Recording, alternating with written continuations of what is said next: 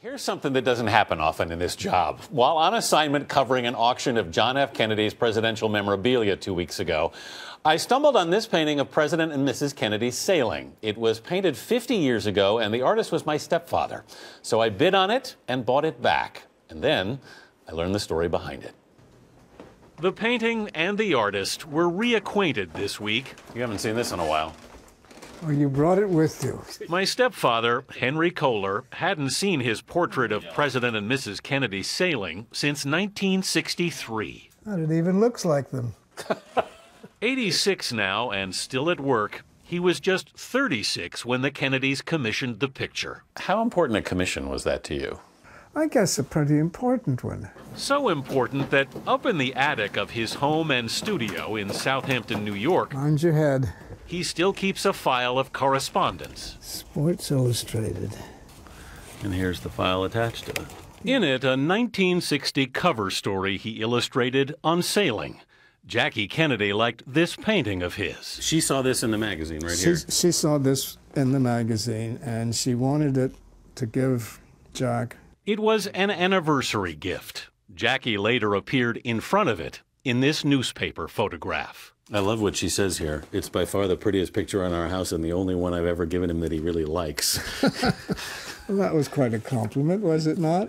A few years later, he was asked to paint the picture of the president sailing. It was commissioned with two others by the Kennedy sisters to give their three brothers for Christmas.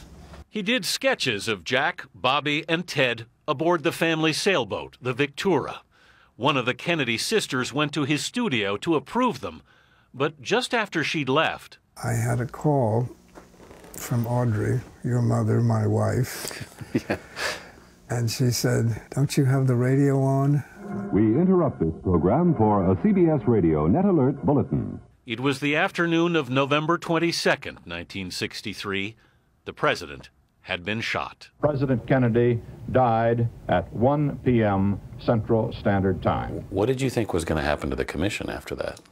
Oh, I thought that was the end of the commission. But you got a phone call?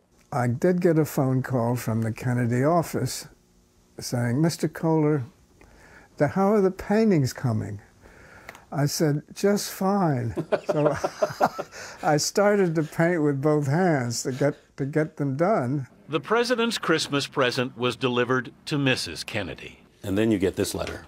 Yes, a very sweet, almost thank you letter. Dear Henry, Jackie wrote on black-rimmed stationery, you'll never know how much your painting of the Victoria means to me, and I shall treasure it forever.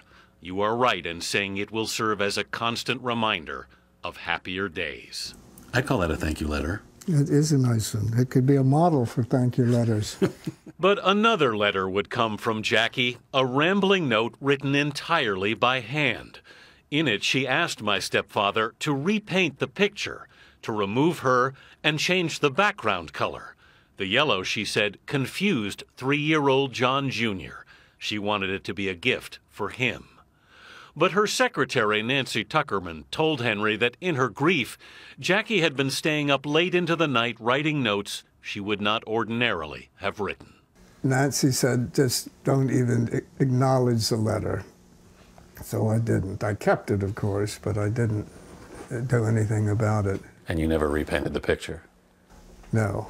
And that was the last my stepfather heard of it, until it turned up at the auction. The first question everybody asks is, why did you make the background yellow? I just thought it would make a stronger picture. Yeah. And if you want a photograph, get a photographer.